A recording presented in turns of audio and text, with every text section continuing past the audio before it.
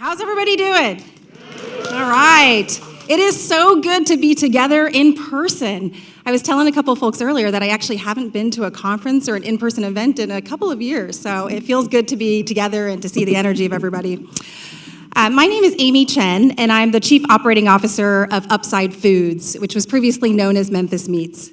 I'm excited to be kicking off the symposium today. I'm having really great conversations over the next couple of days about the future of cultivated meat. I thought I'd start, though, by telling you a little bit about the journey that brought me here.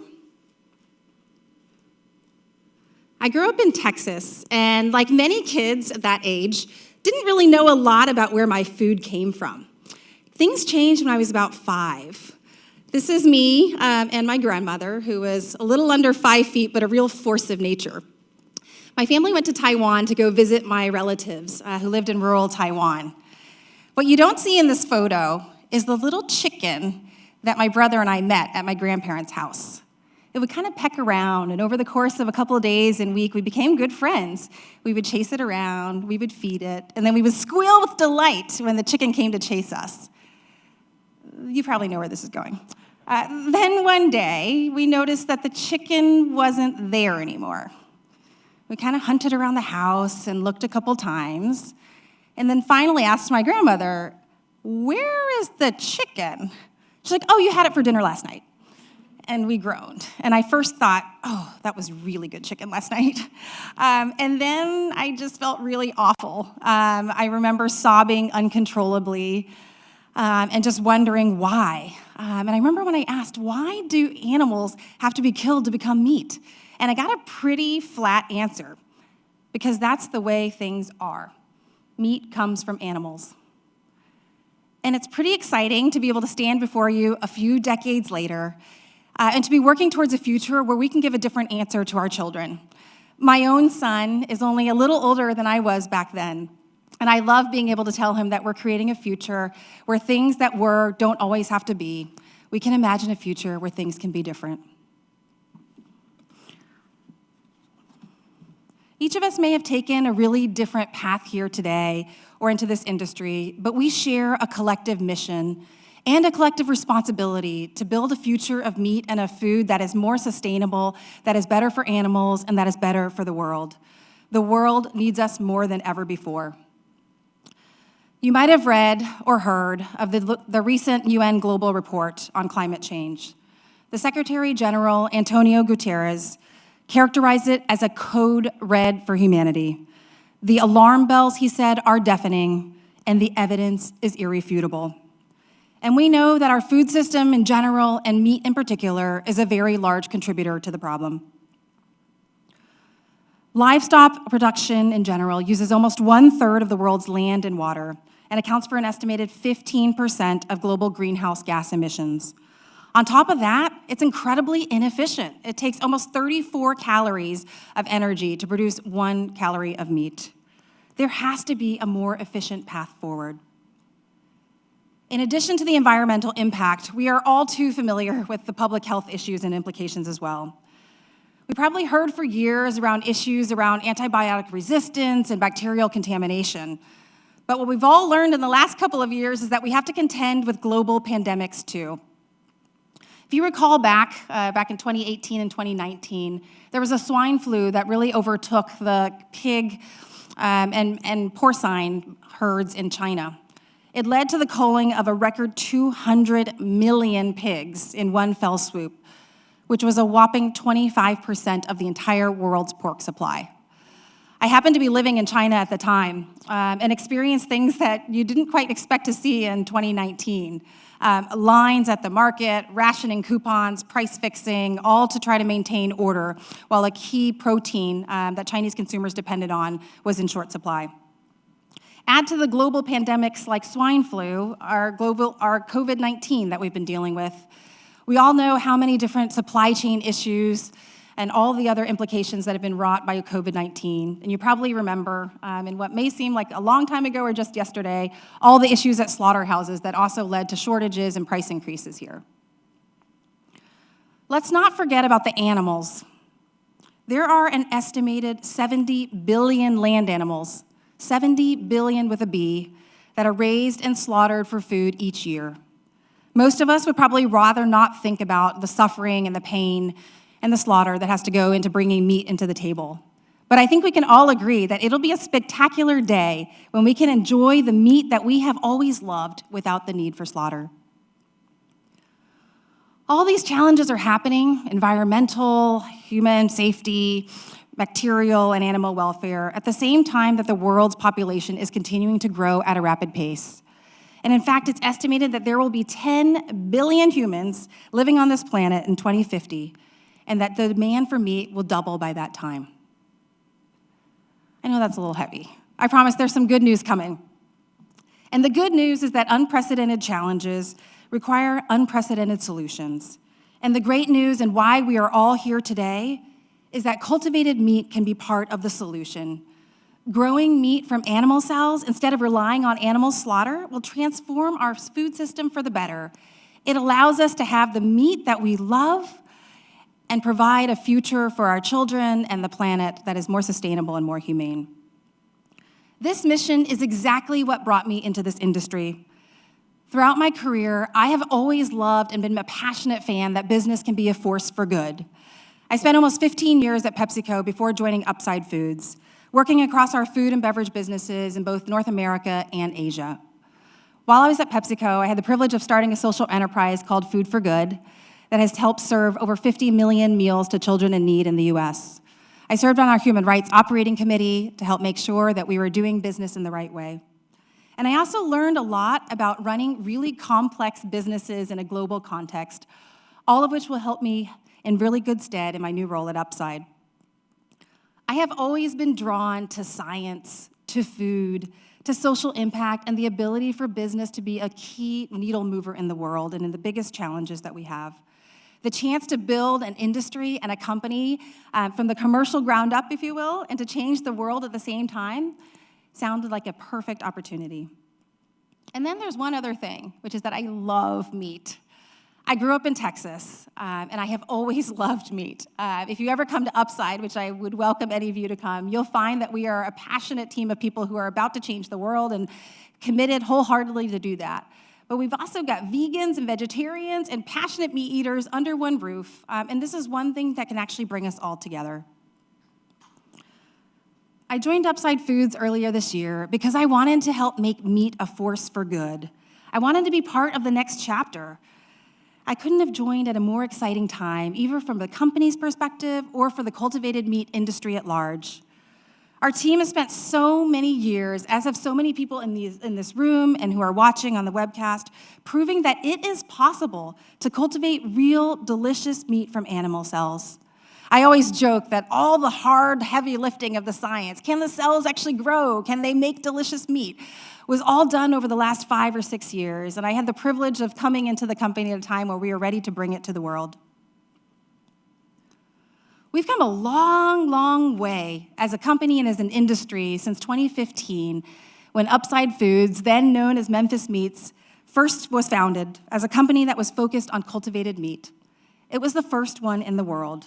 The idea that you could grow meat from animal cells was kind of swirling around, but I think if you asked most people, they would say that this was science fiction or something that was decades off into the future. Today, there are nearly 100 companies, many of whom are represented in this room, that are working to bring cultivated meat to tables around the world.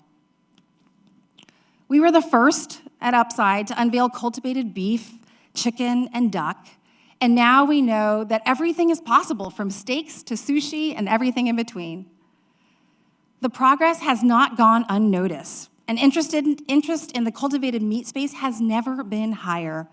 Over $500 million has been invested into the space, with over $350 million in the last year alone. In addition, you'll see a really interesting conglomeration of folks who are interested in the space, a diverse set of investors and organizations that believe that cultivated meat is an important part of our future food system. Upside Food raised the first Series A and first Series B rounds in the industry. When Upside brought on Cargill and Tyson as investors, there were no other meat companies invested in the space. Today, there are a variety of food companies in the traditional space that are interested and excited about cultivated meat. Many of them will tell you in conversations that this has moved as a conversation from if to when. Whole Foods has joined us as an investor as well, and we're looking forward to partnering with more retailers to bring these products to consumer shelves. You'll also notice that we were privileged to bring in some big names like Bill Gates and Richard Branson. And in the news, you've probably heard of other celebrities that are now investing their time and their energy and their passion into cultivated meat. This is all a really good thing. And of course, on top of the food companies, the celebrities, and the impact investors, there's also a wide range of traditional financial investors who see that this kind of product, cultivated meat, is not only good for the world, it's good business too. If you look at these things, it may seem like a peculiar coalition, but I like to say that this problem is so big and so challenging that it's going to take innovation and collaboration from every corner of the world to make it happen. There are other signs, too, that the industry is maturing. Although cultivated meat products have yet to make their way onto shelves in the United States, Singapore last year became the first country in the world to approve cultivated meat. In addition, regulators around the world are actively in conversation. They're expressing strong interest in moving forward with approvals and in cultivated meat as a solution for their countries and their food populations as well. Handfuls of governments have allocated funding and research dollars, and we're seeing the same thing with universities as well, setting up centers, research department, degrees, and coursework at the same time. And finally, we're starting to see a really exciting amount of collaboration between companies. We're a burgeoning industry of almost 100 companies, but we still have a lot of work to do together to make this industry a reality. Upside is a really proud founding member of AMPS, the Alliance for Meat, Poultry, and Seafood Innovation. Here in the US, we're excited to be part of AMPS and to be doing a lot of the groundwork to make sure that as an industry, we're having the right conversation with regulators and with consumers to give transparent information about what the industry is, what cultivated products are, working hand in hand with traditional ag and food players to have conversations around things like nomenclature and labeling to make sure consumers know exactly what we are when they're buying and choosing our products. Everything I just mentioned demonstrates that the industry is blossoming and off to a really fantastic leg of the journey. We've hit so many milestones that will help lay a really solid foundation. But there's one more thing that makes me really, really excited. And this, to me, may be one of the most important achievements at all. Our products are delicious. With all the focus on science and technology, sometimes we lose sight of the fact that this is food. And when you think about what consumers think about meat, first and foremost, they want meat that is delicious, that is craveable, that is the meat that they have always known and loved and had as part of their family tradition and culture for generations. And we need to talk about food like food. People want meat that is delicious and that will change the world, but they want it in that order. People say that seeing is believing, but I believe in this context, tasting is believing. I'll give you a little story about my own personal journey that brought me here to Upside. I spent months poring over every single industry report, every consultancy's predictions, talked to every single person who I could, who knew anything about the space, to ask them about cultivated meat and what they thought about the future of this industry. After a couple of months and lots of conversations, I was intellectually convinced that the future of food lay in cultivated meat. My heart was aligned too. This was an mission that was so big and so transformative that I could throw my entire passions behind it. But there was one more thing I needed. My taste buds needed to be convinced as well.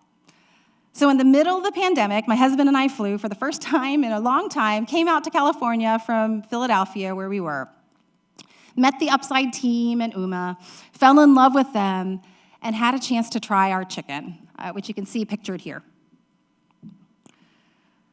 I'll tell you, and this is a spoiler alert, that it was simultaneously the most remarkable piece of chicken I have ever had and the least remarkable thing I've ever had.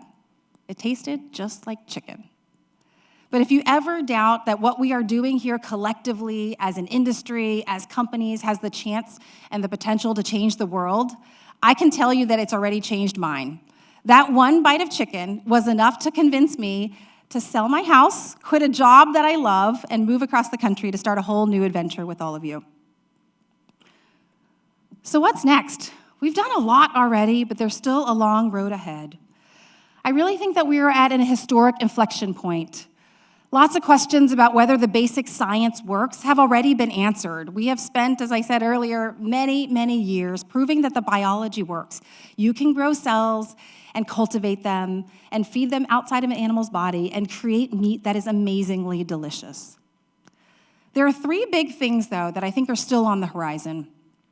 And they're all about the transition that we need to make from thinking about ourselves as a science and technology industry only to also becoming really consumer and commercially driven. First, regulatory approval. Second, building scale. And finally, consumer education. Let's talk about each one in turn. Of course, getting the green light to sell our products in the US and in other jurisdictions around the world is on everybody's mind. We can't wait to get that final green light, and I think all of us will be very, very ready to put consumers' taste buds to the test the next day with delicious products that didn't require animal slaughter. But while we're all eager to get products in front of people, we also need to realize that this is an incredibly important part of building a solid foundation for the industry for many, many years and generations to come. The regulatory process of establishing safety and trust and transparency for consumers is critical to making sure that consumers understand that this is safe as well as delicious. We must get this one right.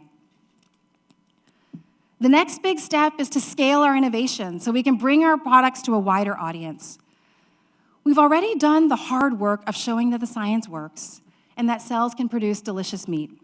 But now we need to build out commercial facilities, we need to build out more robust supply chains, we need to build creative partnerships that allow us to continue to move down the cost curve to a point where it is affordable and accessible to all. These are easy things to say, but really hard things to do. And any of you who have been working at it for some time know the reality and the truth of that.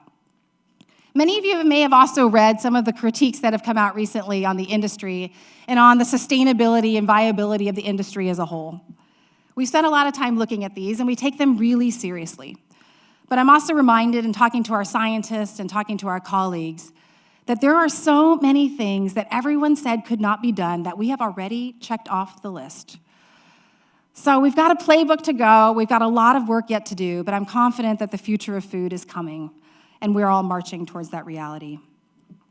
At Upside, we are excited to be soon announcing the opening of our first production facility and innovation center. It will allow us to make meat at a scale that has never been seen before, while also allowing us to continue developing the next generation of technology that will help us bring cultivated meat to the world. We couldn't be more excited to hit this milestone and hope you'll join us soon for our virtual ribbon cutting. We know that others across the country are working towards this goal as well, and it's exciting to see a critical mass around the industry starting to move from the lab and from bench scale into production facilities and ultimately into commercial size facilities. In addition to regulatory approval and to scale, it's time to talk about consumers and consumers, educating consumers about who we are and what we are and why we have a role to play in their world. At Upside, we took a big first step in this direction when we rebranded ourselves from Memphis Meats, which we had been founded as, to Upside Foods. We wanted our brand to reflect the essence of who we are and what our product and our company is all about: delicious, sustainable, and humane meat. We wanted our brand to have universal appeal, to be fun and welcoming, and to be able to inspire consumers to join us on a journey to transform the world for the better, one delicious bite at a time. The way we see it, the future of food is all about Upside, and we couldn't be more excited about welcoming consumers into the journey with us. We need to help educate consumers also about who and what we are as an industry. And we found that oftentimes having voices other than our own can also be really helpful in that process. We know for a fact that the more consumers learn about what we are and who we are, the more excited they become. We recently partnered with Dominique Chen, who's a 3 Michelin star chef here in the Bay Area, to work on our overall product development and help bring our products to market. She took meat off her market in 2018 due to environmental concerns about the way that meat was made, but is excited to bring it back to her menu with Upside Foods because it's meat that she can feel good about. As an aside, if you ever have a chance to work alongside a 3 Michelin star chef in a kitchen, I highly recommend it. It is an amazing experience to see how someone who thinks about food in this way plays with, talks about, imagines, and just feels food deep to the core of her body. And we've been so inspired and so privileged to work alongside Dominique as we help imagine what our meat and our products could become and the role that they can play in consumers' lives. And then there's documentaries. Some of you may have seen the documentary that recently came out called Meet the Future, which was narrated by no other than Jane Goodall. Or maybe you even saw this week, David Chang's new show on Hulu, The Next Thing You Eat. It's fun. I have to tell a funny story here, and this will probably make a lot more sense if any of you are marketers or real consumer-driven people in the room. So if you're like me, you spend a lot of time thinking about how to communicate. What is our product? What is our brand? How do we talk about cultivated meat? And is it cell-cultured meat and cultivated meat? And where does it come from? And being able to explain to consumers everything about the process so they get comfortable with who we are. And then you've got David, who told us, he's like, hey, I'm going to be on the Jimmy Kimmel Show. Take a look. And of course, David just then sits there and says, you know, the chicken was pretty damn good. And I think that pretty much captured all that consumers need to know about Upside's chicken. Studies have shown that 2/3 of Americans would eat cultivated meat. And for some, it might take longer to embrace it. But for others, the choice to pick a more sustainable, humane option that is still just as delicious is probably a no-brainer. Gen Z consumers, more than any other consumer in the world, care about the planet and about the role that they have in preserving it. They're willing to vote with their wallets in real ways, and they're going to bring the rest of the world with us, with them, whether we like it or not. There has been tons of research done on environmental sustainability and food and how much people are willing to pay for food that's more sustainable and how many people are willing to try new products. And they're all a great read, and I encourage you to look at them. But I'd also encourage you to do a little bit of research on your own, just to see how different the next generation of consumers looks, feels, and makes decisions. I did a little bit of this on my own. I mentioned that before I joined Upside Foods, I spent months in this very academic study of reading everything and doing a ton of research and talking to people and wrestling with the idea of how do you wrap your head around meat that doesn't come from an animal and that doesn't require slaughter. And it took me months to get there and to be convinced that this is the future of meat. When I decided to join Upside, or right before actually, I decided to call a couple of my teenage cousins and nephews and nieces. They all knew that I was thinking about a job change, and I figured it'd be good to get a pulse on what they thought about things. So I called them up one by one in turn, and I said, hey, what do you think about cell-cultured or cultivated meat? And they're like, well, what's that? I said, well, it's delicious meat that doesn't require killing an animal, and it's better for the world. And they all kind of looked, and they thought, how do you do that? And they're like, oh, you grow the meat outside of the animal. You don't need the animal anymore, and you do it in a fermentation tank. It's kind of like brewing beer or growing yogurt. And they said, amazing, I'll try it. Where can I try it? And it was about 30 seconds. And I just laughed because I generally view myself as not that old. But when I started talking to my teenage friends and family members, I realized that a process that took me months took them a matter of minutes. And that's the generation that we're growing up with, that will become the purchasing power of tomorrow, that will make decisions, and that will bring us into the future that we all deserve. I'd like to close with one of my favorite quotes and one final thought. A journey of 1,000 miles begins with a single step. The road ahead will be long. It will be winding, it will be tiring and discouraging at times, but it will be worth it, as all hard things are. I'm privileged to be on this journey with all of you to transform our food system for the better. Together, I'm excited about making our favorite food a force for good.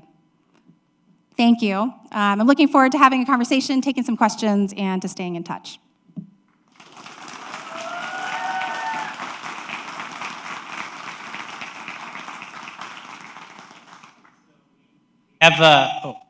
Sorry about that. We have a microphone here for any Q&A. So if you have any questions, feel free to come up to this microphone and we can address any questions. Thank you. I'm only taking easy ones. Oops, I guess that's wrong.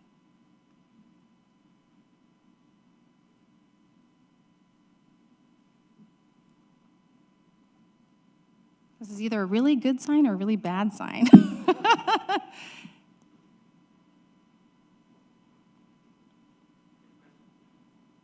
Hi, Amy. I had a question. What advice do you have for people trying to get into the industry if we're in another industry working right now? Yeah, it's a great. Can everybody hear the question? So the question was, what advice do you have for people who are trying to get into the industry? I think what's really exciting about where we are as an industry is that it's going to take all types to be successful in the next chapter. If you look at our own company, we started with a lot of scientists and people from the biopharmaceutical and pharmaceutical world and academic labs, but now we're adding people from the food world, we're adding people from technology companies, we're adding places from nonprofits, all sorts of non-traditional places. So I think my advice would be to figure out what your incredible super set of skills are and figure out how they can fit into the industry that we're building. Conferences like this are a really great opportunity to network. It's a really young industry. We're all excited about collaborating and about talking with each other. So feel free to flag anybody, myself included, over the next couple of days and have a chat. Hi, I'm Jess Krieger. I don't know if this is confidential information, but do you have a timeline for when Upside Foods is going to receive its first regulatory approval for cultivated meat products in the United States? Jess, that is a great question, and I really wish I could answer it. But I'd need a little magic 8-ball, which I don't have. We have been in conversation with the FDA and regulators for a number of years now, starting a couple years back when we helped to establish the framework recommendation on a dual jurisdiction between FDA and USDA over cultivated meat and poultry. Since then, we've been really excited about the kind of collaborations and the conversations that we've had with regulators. But at this point, can't make any real prognostications other than hoping that it will come very soon. Thank you. And for the young lady who had her question before me, come talk to me, because we're starting a women's group to get people involved in the industry who are specifically in STEM looking for a career in cell ag.